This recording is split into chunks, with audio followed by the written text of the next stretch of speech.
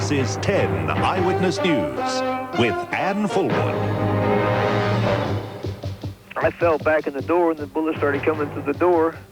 And so then what happened was some of the young men and stuff started firing on them. Good evening. Dozens of children held hostage at a religious sect's headquarters in America. The details tonight in 10 Eyewitness News. Also, John Hewson promises the kids of Australia a better future. Australia earns its best trading performance for 5 years. And the money-spinning catchphrase that's about to become a smash hit. Fiji barley too.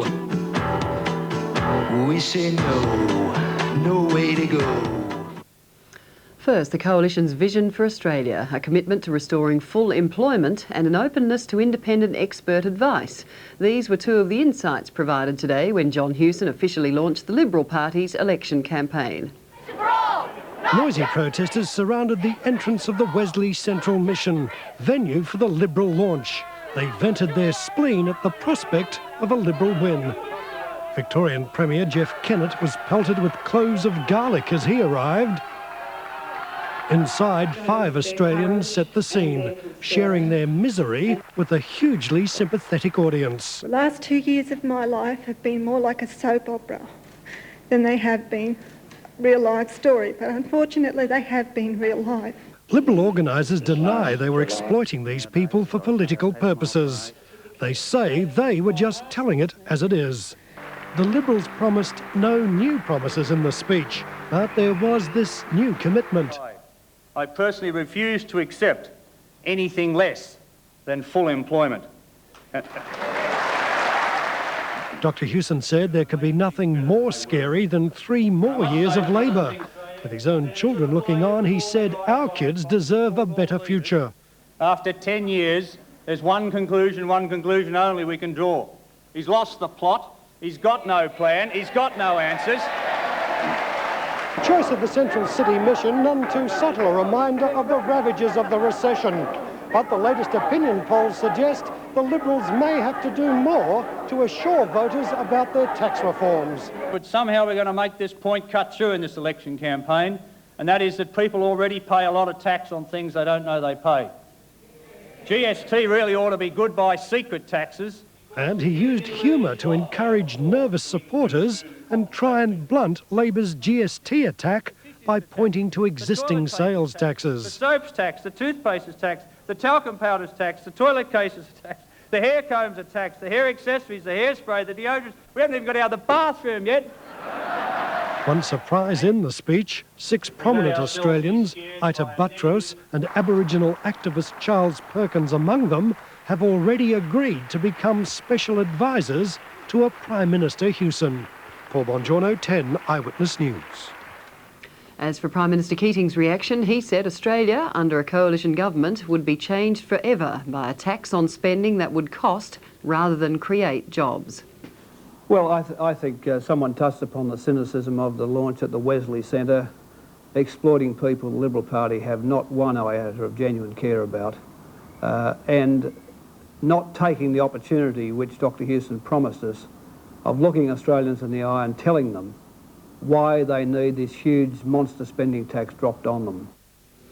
Well, the latest opinion polls suggest Labor is catching up with the Coalition, a trend borne out in a national phone poll being conducted tonight by 10 Eyewitness News. Asked who will you vote for in the federal election, soon after the count began, 49.27% said Labor, 49.85% the Coalition. Another set of figures running in favour of the Keating government, the gap between our imports and exports is closing up as well. In seasonally adjusted terms, our trade deficit fell by more than half in January to $489 million, the lowest for 5 years. Exports were up 3%, while imports fell 7%, meaning the country is now closer to earning as much as it spends. You're seeing exports going absolutely gangbusters. And why would we want to risk that for a GST, which shows, if you look at New Zealand compared to Australia, them doing turning in a pathetic export performance since 1986, Australia turning in a tip-top performance. But that's not how the opposition sees it. It just blows apart the government's claims of any recovery. The fact is that we are in a very protracted recession. If campaigns have a turning point, then Labor's is happening right now. The Prime Minister is finishing his day with this picnic in Perth, and his mood is as sunny as the weather. Not only the economic news has buoyed Labor, but the belief that they've now captured the campaign momentum with their anti-GST message. Paul Smith, 10 Eyewitness News. The trade improvement sent prices surging on the Australian investment markets today. We'll have the details later from Robert Gottliebson. Tens of thousands of workers took to the streets of Melbourne today to protest against the Kennett government's industrial changes. The march took place at an historic point in Victoria's industrial history, the scrapping of state awards. 60,000 protesters brought central Melbourne to a standstill. They sprawled over several city blocks, the main target of their anger, the Kennett government's scrapping of state awards. The trade union movement branded the day Black Monday. We will not give up. We will resist. We will fight and we will pursue the government until we get rid of Kennett and the policies that he is trying to impose upon the people of Victoria. Despite the massive turnout, the government described the protest as a failure. You can see the attendance. It was a snub to the union movement. And the government made it clear there would be no backing down on its industrial reforms. Whether there was 1 or 100,000, the resolve of the government is to ensure that the legislation has been passed and will go into law. No change. Despite the government move to transfer workers to individual contracts, few companies have so far adopted the change. The Employers' Chamber of Commerce says it could be 2 years before everyone is on contracts, but it claims both employees and employers will win from the change. Any enterprise who tries to screw their employees or take a harder line will ultimately go out of business. It's got to be a win-win situation. Norm Beeman, 10 Eyewitness News. When we come back, children held hostage by the man who says he is Jesus Christ. And the woman with 100 different faces dies at 99. I worked 12 hours a day, 7 days a week. In the early films, there were no unions. We all worked that long. These men each had around $45,000 to spend on a new car. One bought a BMW 318i. Mind you, he had to go without a few things. His BMW didn't come with leather seats, electric windows, electric sunroof, a driver's safety airbag, or a 3-year, 100,000-kilometre warranty. The other bought a Nissan Maxima TI. The new Maxima TI from the new Nissan. Lisa, you'll be late. Light, crisp, Kellogg's Special K. Rich in nutrients like protein and iron, but low in fat. Is this the latest look? Oh, cute, Mum. I'm sure I saw it yesterday. Saw what? I've lost my red skirt. The nutrition you need without the extra kilojoules. But I would have worn your white top. You usually do. Kellogg's Special K keeps you looking good. Gauge Hornby, and you do? Oh, that's marvelous. Thank you. Gwen, I got him. I got him. That's nice, dear. Wondering whether you're pregnant or not can be a very uncertain time. So Discover One Step makes it easy to find out, quickly and accurately. Discover One Step. Everyone wants the same result from a pregnancy test, an accurate one. Got the shirt and the trousers. So how's the shirt, sir? Good, I think. It's okay? I like it. I look like a lumberjack, don't I? Why is it every time I go shopping I feel like I'm colourblind? No, that's your colour. Nice. Yeah? You're spoiling my view. I got the jacket and the jumper. What do you think? Come on. Terrific. Well, maybe not terrific, but it's a nice colour. Black. I was like, you look great. Absolutely gorgeous. How about the suit? This is the big decision here. Yes, Jim. This has got to last a long time. Oh, that's nice. Will you marry me? Are you serious? No, I'm talking to my reflection. Have we forgotten anything? Me. Is it expensive to send a letter or document from Sydney to Melbourne with express post? No. Prepaid envelopes are available at your post office from just $2.80, which is the best doggone price around, really. Express Post, the cheapest next-day delivery.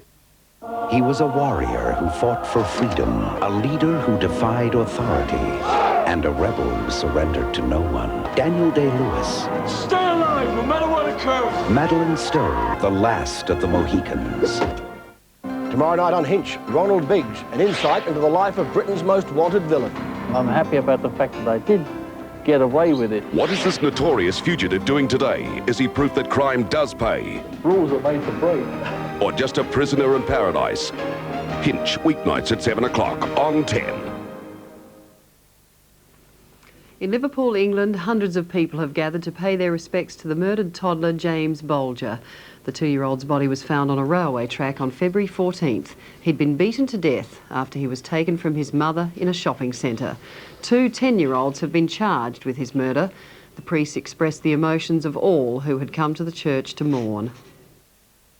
Everyone's heart here absolutely goes out to you. And we wish that we could turn the clock back 2.5 weeks. Hundreds of guns tonight are trained on the headquarters of a heavily armed religious sect in Waco, Texas. A first attempt to storm the sect cost the lives of at least 4 US federal agents and 2 cult members. Dozens of children belonging to the sect are in danger. They are being set free 2 at a time. When federal agents approached the cult's fortified compound early today, they were met by withering fire. Agents fell everywhere as bullets ripped through their vehicles. At least 4 agents were killed and 14 hurt in what became a battlefield. They started firing at me. And so what happened was that I fell back in the door and the bullets started coming through the door. And so then what happened was some of the young men and stuff started firing on them. You know, when the agents got shot, we were so close, and that's the hard part about this is, you know, you see the guy get shot and then you can just hear him screaming and stuff and you want to go help him, but... The raid was the result of an investigation into the cult's long activities. Officers planned to serve search and arrest warrants for the cult's leader. The warrant had to do with firearms-related violations. The cult's leader is a man named Vernon Howell, who's been described as a beer-drinking guitar player with 15 wives who claims to be Jesus Christ. A local newspaper ran stories on the sect this weekend. It warned they had a large arsenal of weapons. Howell is believed to have been wounded and a child killed in the compound. There's a lot of children here. I've had a lot of babies these past few years. It's true I do have a lot of children, and it's true I do have a lot of wives. Is it true, David, that one of the children, a 2-year-old, is dead? Yeah, that's true. Is this your child, David?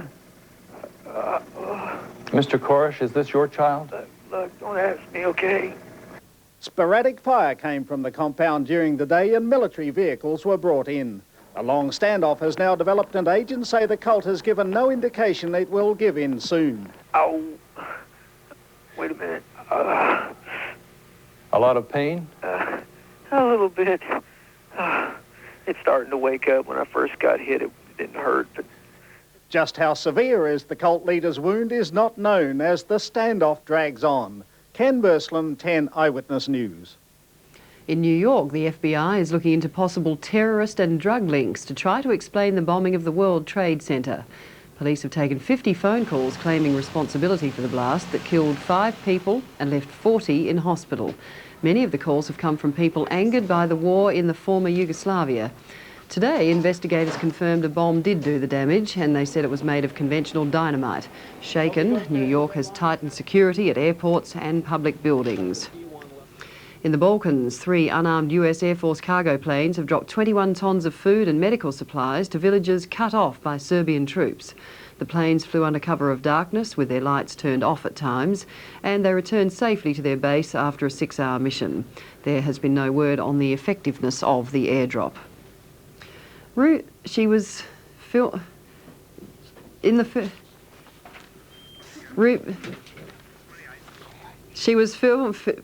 a film star in 1893, and so did she. That was just one of the tributes paid today to legendary actress Lillian Gish. She died at the age of 99. Lillian Gish made her stage debut at age 5. It was just before the turn of the century, and Lillian's mother needed money to support her 2 daughters, the oldest one, Lillian, and the baby, Dorothy. You're told to speak loud and clear, or they'll get another little girl, which they would, and you would be out of work and you wouldn't eat. So we would. And we liked it. And it liked her. The Gish sisters appeared on the silver screen for the first time in 1912. Director D.W. Griffith saw the girls in the morning. They were in front of his camera by afternoon. Soon, Lillian was in Griffith's masterpiece, Birth of a Nation, the first full-length motion picture. Critics invariably call her the finest actress of the silent era, capable of stirring the deepest emotions without ever making a sound. By 1930, Lillian Gish stopped making films. She returned to the stage and eventually starred in over 50 Broadway productions. She also tackled television in the first performance of The Trip to Bountiful with newcomer Eva Marie Saint. She later returned to film, turning in a superb performance in Night of the Hunter with Robert Mitchum. Miss Gish received a special Oscar for her body of work in 1971. She was also given the American Film Institute's Life Achievement Award in 1984. But Lillian Gish didn't rest on her well-deserved laurels. She made her 105th film, The Whales of August, in 1987. Lillian Gish never married, though she often admitted that she was asked. I worked 12 hours a day, 7 days a week in the early films. There were no unions. We all worked that long. We liked it because it was more interesting than any place we'd go. Now, what kind of wife would I have made? Gish and her sister Dorothy were devoted to one another throughout their lives. Lillian Gish was devastated when Dorothy died in 1968. Now the world mourns the loss of Lillian Gish.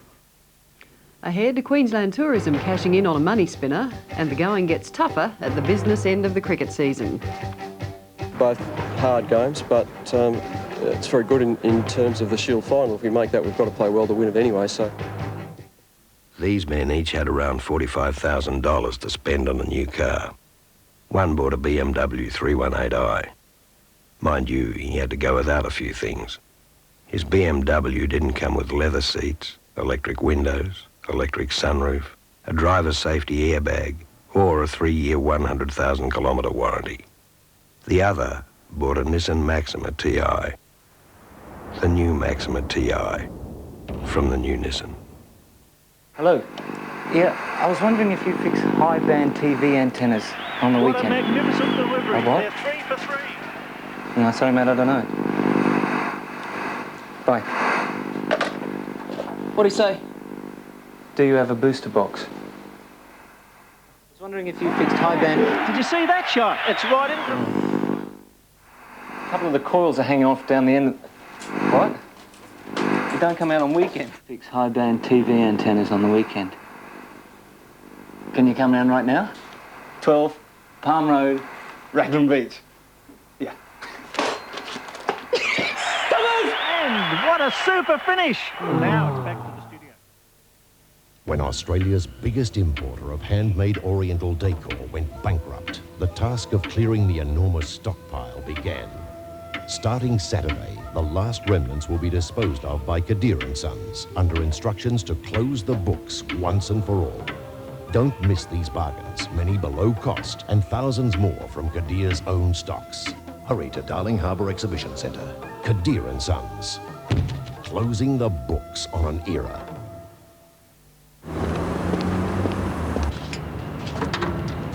Good evening, road service. Jan speaking. Oh, hi. My car's broken down and I'm not sure what's wrong. May I have your registration? Yeah, it's QDG. Okay, Mrs. Beck. Get a patrol to you. Oh, that's great. And you'll be back on your way before you know it. Thank you.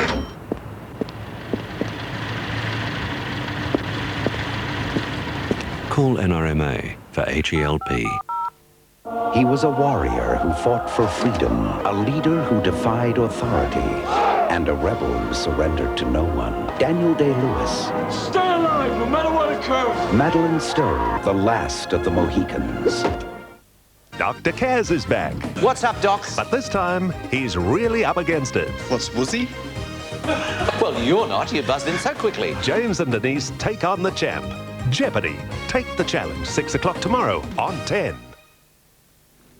As we reported earlier, Australia in January achieved its best trading result in 5 years. The figures sent currency, share and bond prices soaring, as Robert Gottliebson reports. The market is always nervous before a balance of payments number because it shows just how much Australia is relying on borrowings to maintain its standard of living and therefore influences interest rates and the currency. When the January numbers came in much better than expected, John Dawkins was able to predict a rate cut after the election.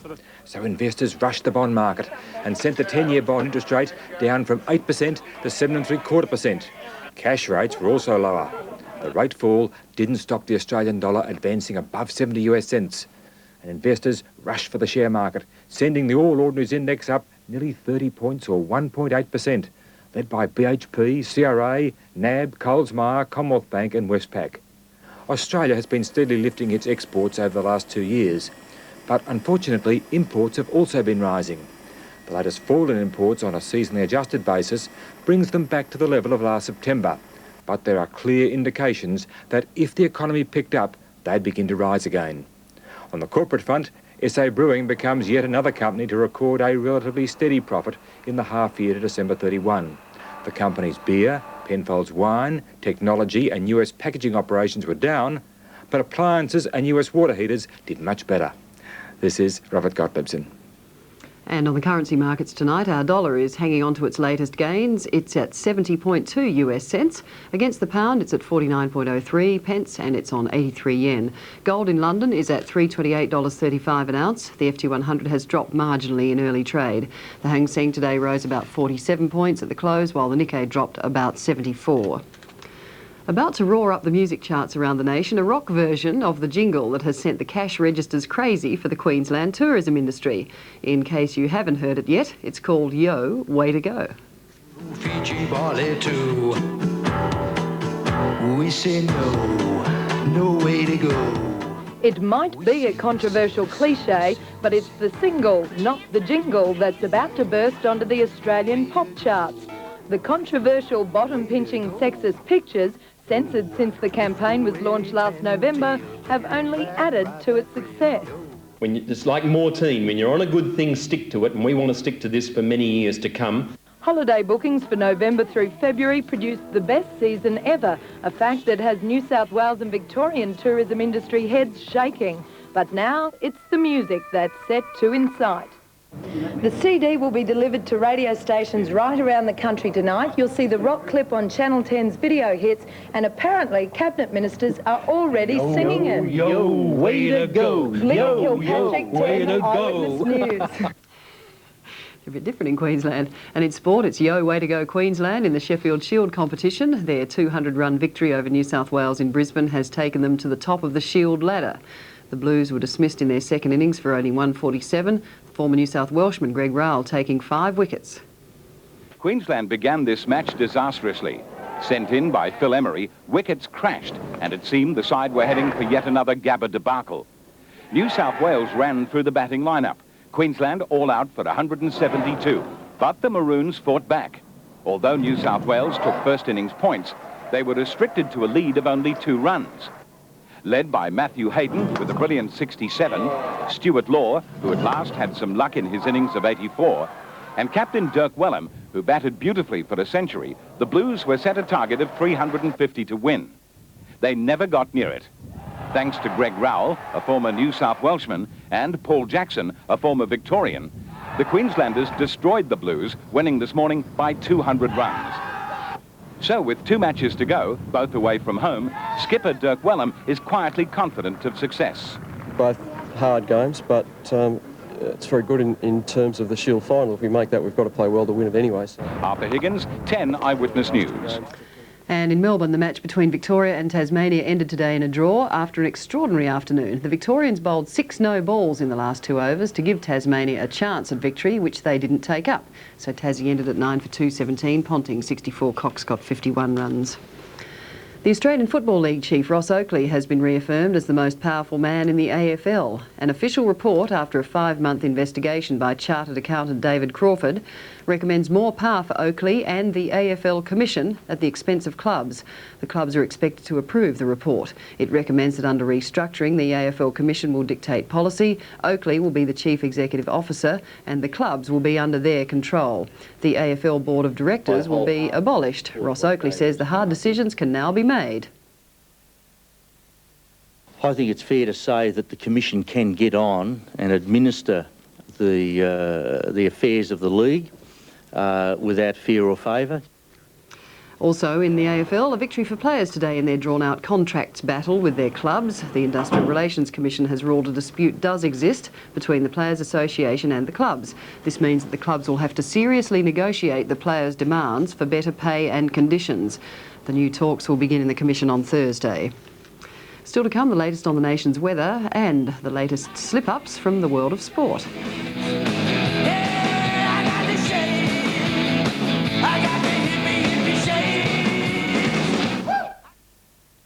Hey, how you folks doing? This can't be Joel, surely. Hey, what's your name, Peaches? Huh? So, who is it? Your little butts. Come here! His twin brother, of course. It'll be a pleasure. Northern Exposure, Thursday on 10. How can the man in the street know who to believe in this election? In 20 years of political reporting, I've never seen an election like this one. Who can you trust? Keating or Hewson? People need to know, and it's the job of our team to help them find out, to sort out the fact from the fiction, the truth from the lies. It's not an easy job, but we've got the team to do it.